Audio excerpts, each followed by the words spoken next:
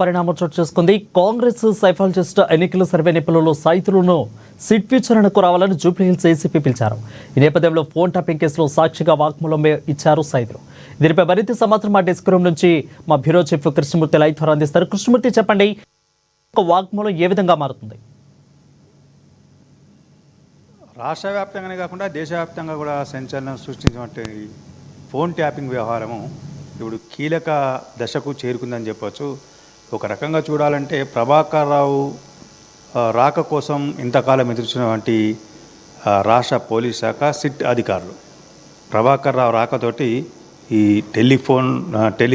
Phone tapping వ్యవహారాన్ని కేసును కొంత వేగవంతం చేసిందని చెప్పచ్చు. దీంట్లో ఒక్కటే రోజు 630 మంది కాంగ్రెసు నేతలు, కార్యకర్తలు, కీలకులు, ముఖ్యులు వీళ్ళ యొక్క ఫోన్ ట్యాపులు చేశారు. కాంగ్రెస్తో పాటు బీజేపీ, మిగతా అంటే విపక్ష పార్టీలకు సంబంధించినటువంటి వాళ్ళందరూ కూడా ఫోన్ ట్యాపింగ్ చేశారు అని చెప్పేసి సంచలనాత్మకమైనటువంటి విషయాలు బయటకు వస్తున్నాయి. మరిన్ని సంచలనాత్మక విషయాలు కూడా బయటకు వచ్చే అవకాశం ఉన్నాయని చెప్తా ఉన్నారు.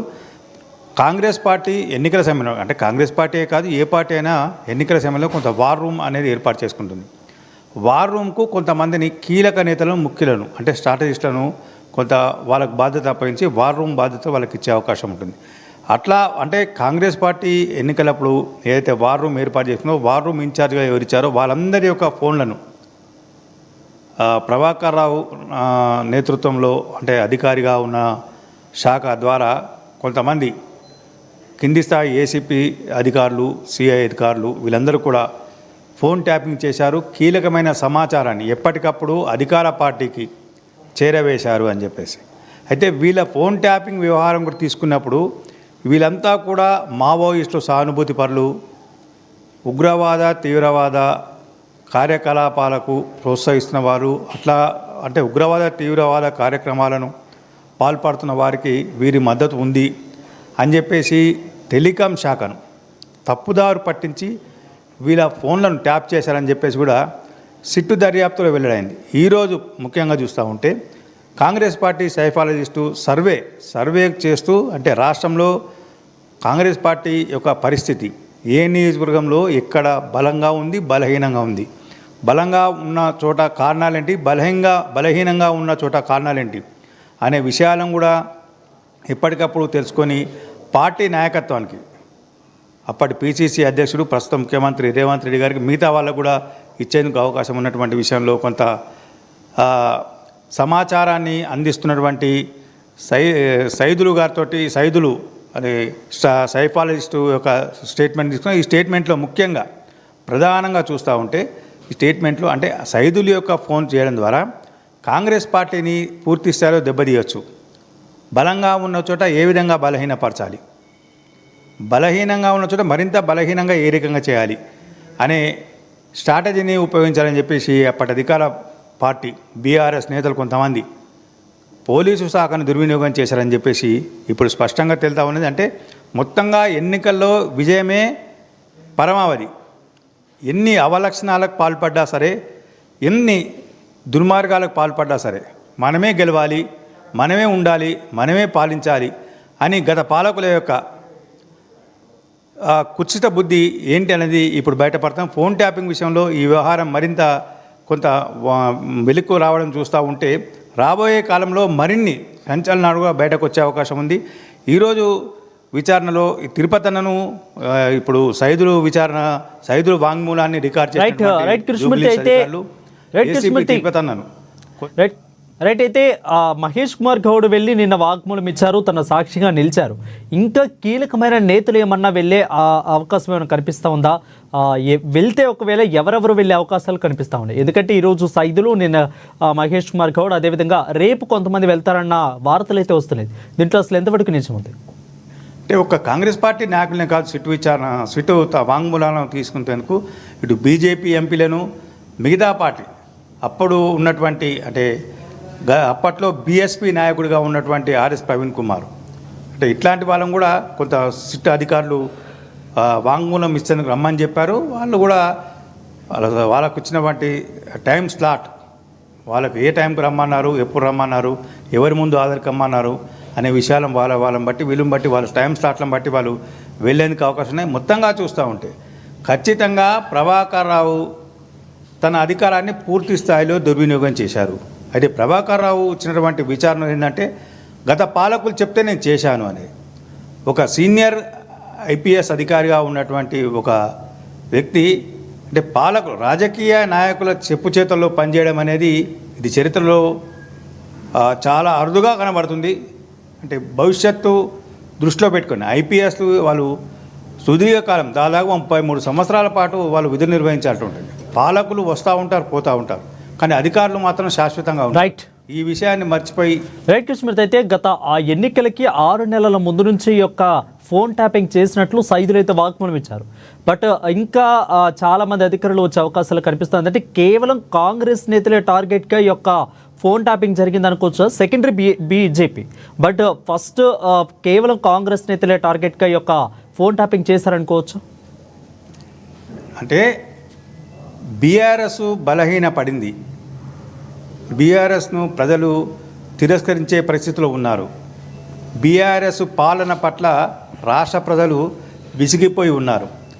ప్రత్యామ్నాయ పార్టీ కోసం ప్రజలు ఎదురు చూస్తూ ఉన్నారు. అనుకున్న సమయంలో కాంగ్రెస్ పార్టీ వాళ్లకు ఒక చుక్కానిలా కనబడింది.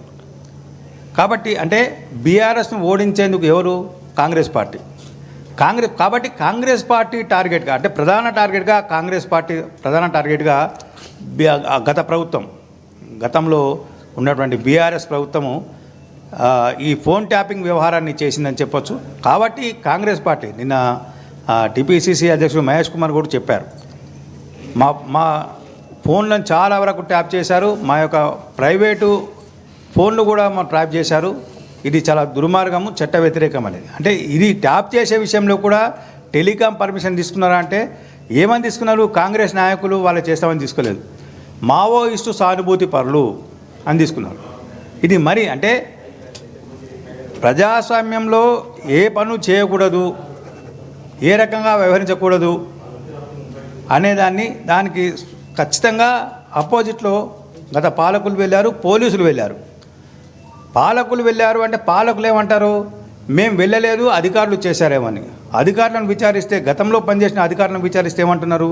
పాలకులు చెప్తేనే చేశాము, మాకు సంబంధం లేదు ఈ విషయాలన్నీ, గత పాలకుల కనుసన్నలో మేము పనిచేశాం కాబట్టి కొంత చేశామని చెప్పేసి వాళ్ళు ఒప్పుకున్నారు. వాంగ్మూలం కూడా ఇచ్చారు, కోర్టులో కూడా ఆ వాంగ్మూలాన్ని వాళ్ళు మేజిస్ట్రేట్ల కూడా ఇచ్చారు. అంటే పాలకులు ఏ రకంగా అధికారాన్ని దుర్వినియోగం చేశారు. రైట్ కృష్ణమూర్తి, అయితే మీరు అన్నట్లు ప్రణీత్ రావు, ప్రభాకర్ రావుని ప్రస్తుతానికైతే విచారిస్తున్నారు, వాళ్ళైతే ప్రశ్నిస్తున్నారు. బట్ ఇప్పుడు వచ్చేసరికి వాగ్మూలాలు, సాక్ష్యాలని రికార్డ్ చేస్తున్నారు. అంటే వీళ్ళిద్దరి యొక్క సాక్ష్యాలు, వాగ్మూలం తర్వాత పరిణామాలు ఏ విధంగా ఉండబోతున్నాయి, ఎస్పెషల్లీ ప్రణీత్ రావు అదేవిధంగా ప్రభాకర్ రావు యొక్క ప్రశ్నల తర్వాత పరిణామాలు, అదేవిధంగా వాగ్మూలాల తర్వాత వీళ్ళ పరిణామాలు ఎలా ఉండబోతున్నాయి? అసలు ప్రభాకర్ రావు విచారణ విషయంలో వాస్తవానికి సిట్ అధికారులు కొంత ఇబ్బందులను ఎదుర్కొంటున్నారని మనకు ఉన్నటువంటి సమాచారం. ఎందుకంటే ప్రభాకర్ రావు ఒక సీనియర్ ఐపీఎస్ అధికారి, ఆయన చాలా కేసుల్లో విచారణాధికారిగా ఉన్నారు. కాబట్టి విచారణాధికారిగా పనిచేసేటువంటి సీనియర్ అధికారిని విచారణ ఇది చరిత్రలో మనకు ఉన్నటువంటి సమాచారం ప్రకారంగా మొదటిసారి ఒక సీనియర్ ఐపీఎస్ అధికారిని పనిచేసి సీనియర్ ఐపీఎస్గా పనిచేసి డీజీ స్థాయిలో రిటైర్డ్ అయిన వ్యక్తిని ఒక ఏసీపీ స్థాయి అధికారి విచారించి సమాచారం సేకరించడం అనేది ఇది చరిత్రలో చాలా అరుదైన ఘటన. అయితే అనేక కేసులు, ఎన్నో కీలకమైన కేసులు, మావోయిస్టు కేసులను, ఉగ్రవాద, తీవ్రవాద ఇట్లాంటి కేసులను స్టడీ చేసి విచారించినటువంటి ఒక అధికారి ఈ టెలిఫోన్ ట్యాపింగ్ విషయం వచ్చే వరకు దర్యాప్తు అధికారులని తిరిగి క్వశ్చన్లు వేశారు అని చెప్పే సమాచారం. అంటే ఇది ఈ రకంగా జరిగితే కొంత దర్యాప్తు అనేది మందగిస్తుందేమో, అధికారులు కూడా చివరికి విసిగి వేసారిపోయి ఏదో ఒక చోట కంక్లూజన్ ఇద్దాం అనే స్థాయికి వస్తే మాత్రము ఈ ఫోన్ ట్యాపింగ్ కేసు అనేది అనుకున్నంత ప్రభావం చూపదేమో అన్న అనుమానాలు అయితే వస్తూ ఉన్నాయి. ఏదేమైనా ఉన్నత స్థాయి అధికారులు, రాష్ట్ర ప్రభుత్వం మరోసారి ఈ విషయంలో ఆలోచన చేసి మరింత సమర్థవంతమైనటువంటి అంటే అనేక కీలక కేసులను విచారించి కీలక కేసుల దర్యాప్తులో సమాచారం రాబట్టి శక్తి సామర్థ్యాలు ఉన్న అధికారులు చాలామంది ఉన్నారు. వాళ్ళను కూడా ప్రస్తుతం ఉన్నటువంటి సిట్లో జాయిన్ చేస్తే తప్ప ఈ కేసు ఒక కొలికి రాదేమో అని అనుమానం అయితే వస్తూ ఉన్నాయి వారిని. రైట్. అయితే మొత్తంగా మీరు అన్నదాన్ని బట్టి చూస్తూ ఉంటే తెలంగాణ రాష్ట్రంలో రాబోయే రోజుల్లో కొన్ని కీలక పరిణామాలు జరిగే అవకాశాలు కనిపిస్తూ ఉంది. అదేవిధంగా పేర్లు కూడా కొన్ని అత్యధిక ఎవరైతే ముఖ్య నేతలు ఉన్నారో వాళ్ళ పేర్లు కూడా బయటకు వచ్చే అవకాశాలు ఉన్నట్లు తెలుస్తూ ఉంది. మరి మీరేమంటారు? అసలు ఖచ్చితంగా ఇప్పటికే కొన్ని ఆధారాలు సిట్టు సేకరించింది. ఖచ్చితంగా ప్రభాకర్ రావు ఇచ్చిన స్టేట్మెంట్ ప్రకారంగా అయితే గతంలో పనిచేసిన రాజకీయ నాయకుల ముఖ్యుల పేర్లు కొన్ని చెప్పారు అని చెప్పేసి వస్తూ ఉన్నది. దీని తర్వాత ఈ ఎవరైతే బాధితున్నారో వాళ్ళ స్టేట్మెంట్ రికార్డ్ చేసిన తర్వాత 600-700 మంది వాళ్ళ స్టేట్మెంట్ లాంటి రికార్డ్ చేసిన తర్వాత సిట్ అధికారులు ఖచ్చితంగా ఆ రాజకీయ నాయకులు గత పాలకులలో కొంతమందికి నోటీసులు ఇచ్చి పిలిపించి ఖచ్చితంగా విచారణ జరిపే అవకాశాలు ఉన్నాయి. ఈ విచారణ కూడా చాలా కీలకంగా మారే అవకాశం ఉంది. ఇది central government act telecom act ప్రకారంగా చూస్తూ ఉంటే ఇది నాన్ బెయిలబుల్ అఫెన్స్. ఇది ఒకవేళ నిజంగా వీళ్ళు టెలిఫోన్ ట్యాప్ చేశారు, ఫోన్ ట్యాపింగ్ జరిగింది, అది చట్టవిరుద్ధంగా ఏ ఒక్క ఫోన్ అయినా సరే 636 ఫోన్లు సమయం చెప్తా ఉన్నారు. దాంట్లో 635 ఫోన్లు తీసుకుని ఒక ఫోన్ ట్యాప్ చేసినా అది నేరమే. కాబట్టి కేంద్ర ప్రభుత్వం ఈ టెలికాం యాక్ట్ను కరెక్ట్గా ఇంప్లిమెంట్ చేస్తున్నాం అని భావిస్తే ఖచ్చితంగా కొంతమంది రాజకీయ నాయకులు కూడా అరెస్ట్ అయ్యే అవకాశం ఉంది. భవిష్యత్తులో పరిణామాలు కూడా చాలా కీలకంగా క్రియాశీలకంగా మారే అవకాశం అయితే ఉన్నాయి. Right. Thank you Krishnamurthy for the updates.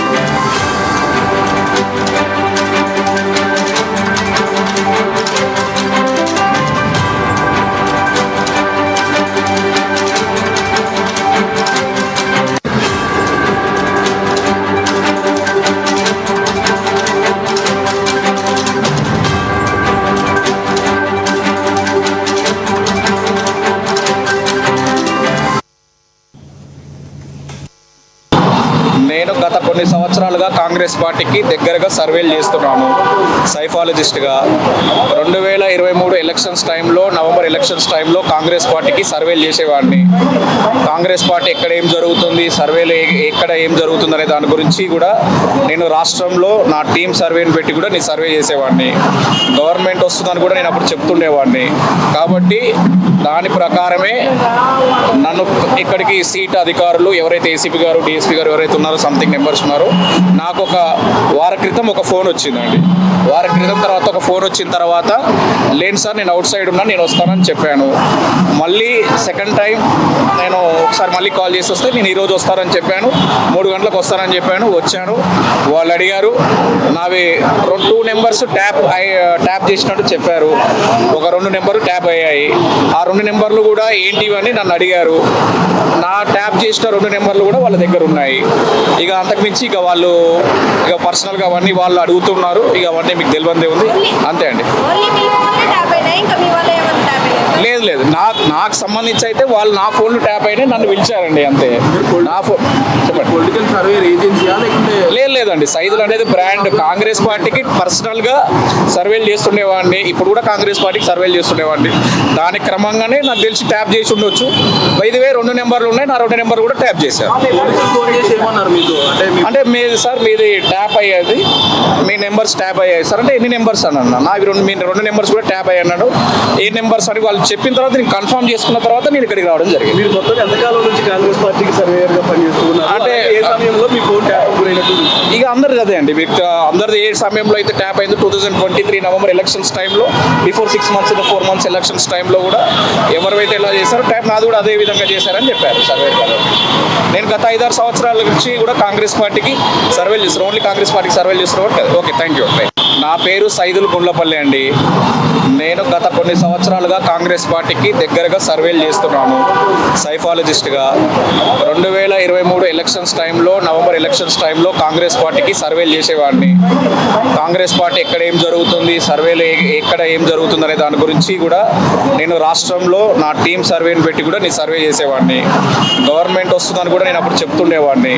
కాబట్టి దాని ప్రకారమే నన్ను ఇక్కడికి సీట్ అధికారులు ఎవరైతే ఏసీపీ గారు డిఎస్పీ గారు ఎవరైతే ఉన్నారో సంథింగ్ మెంబర్స్ ఉన్నారో నాకు ఒక వారం క్రితం ఒక ఫోన్ వచ్చిందండి.